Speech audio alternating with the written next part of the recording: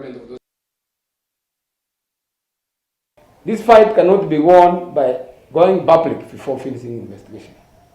This fight can be won by ensuring investigation is complete, and the members of public are kept informed throughout the system.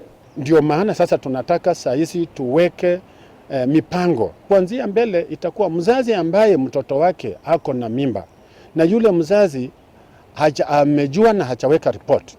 Tutachukua ya kwamba huyo mzazi alisembea katika kazi yake, na wakati wenye tunashtaki yule mtu ambaye amepeana mtoto mimba, mzazi naye tutamshtaki kwa kusembea. Lakini tuna hiyo movement ya watoto kutoka Kenya hata kuenda Tanzania na wanaenda hata kuozwa.